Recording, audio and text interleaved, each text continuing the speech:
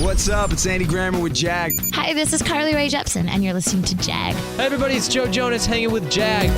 This is Heather Knox with the hottest Jag I've ever seen. Ryan Seacrest with Jag. It's B.O.B. checking in with my homie Jag. So much swag with my homie Jag. It's the Jag Show Podcast.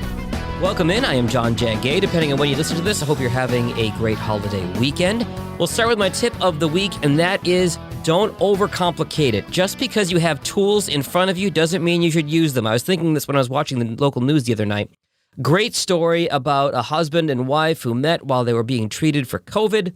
They fell in love, they got together, they had the nurses socially distant at their wedding ceremony. Really great story, and to add in, the reporter used the John Legend song All of Me in the background, which is kind of a nice touch for a couple of seconds, but she let it play all the way through. So you've got her explaining the story and the sound bites of the bride and groom as John Legend is singing under them. It was distracting. It was a good idea, but it was not executed well. Same goes for podcasting. Just because you have tools in front of you doesn't mean you should use them.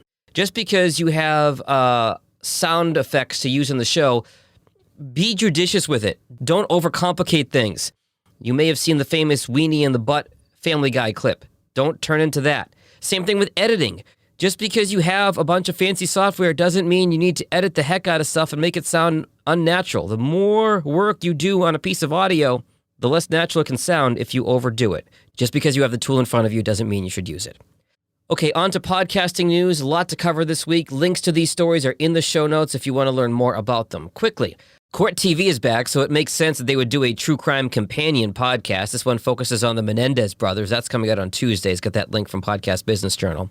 Zoom has finally bowed to public pressure, and they are offering encryption to all users, including the free ones, not just the paid ones. Zoom is a great meeting and collaboration tool, but do not use it for your podcast. The audio will sound terrible.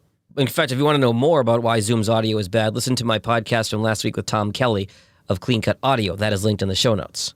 EW Scripps, that owns a bunch of TV stations, turns out they also own the Stitcher podcast platform, and they're trying to sell it. They are trying to get rid of it. So interesting to see if Spotify or Apple or somebody else is going to buy that up. A quick update on the Podcast Academy. I've talked about this before. Rob Greenlee, who is helping run it, he says that we will no longer need letters of recommendation to get into the Academy, just references. Voxnest, very well-respected firm, they have a 2020 mid-year report known as the State of the Podcast Universe. It's a free download if you want to check that out. One of their takeaways is that Spotify is making more headway against Apple in terms of overall share of podcast downloads. More information on that in the show notes as well.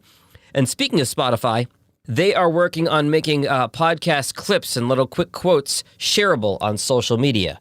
By the way, quick tip, if you want to share your podcast on Instagram, there is a link in Spotify. You can share it to your IG story from Spotify if you want to get your podcast on Instagram. Congrats to ESPN and their Senior Director of Digital Audio and friend of the pod, Pete Giancini. Despite there being no sports right now, ESPN's podcast arm is booming. 44 million plays in June. That's up 11% since May. So credit to Pete and his team in Bristol. If you want to hear my conversation with Pete about ESPN's podcasting ventures, the link to that is in the show notes as well. Finally, our friends at Podcast Movement are launching Podcast Movement University.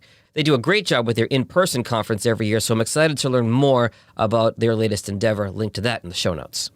That'll do it for today. Have a happy, safe, and healthy 4th of July weekend. Please be responsible when it comes to social distancing and also fireworks. And I'm not talking about blowing fingers off. Since I've become a dog owner, dogs really have a hard time with fireworks, as of course do combat veterans and other folks who have issues with PTSD. Fireworks can be a lot of fun, but please be responsible and consider those around you, especially in a place here like Michigan where almost everything is legal. Go back to my point from the beginning. Just because you can doesn't mean you should. Later. Thanks for listening to the Jag Show Podcast. If you like what you heard, be sure to subscribe in Apple, Spotify, Google, or wherever you get your podcasts.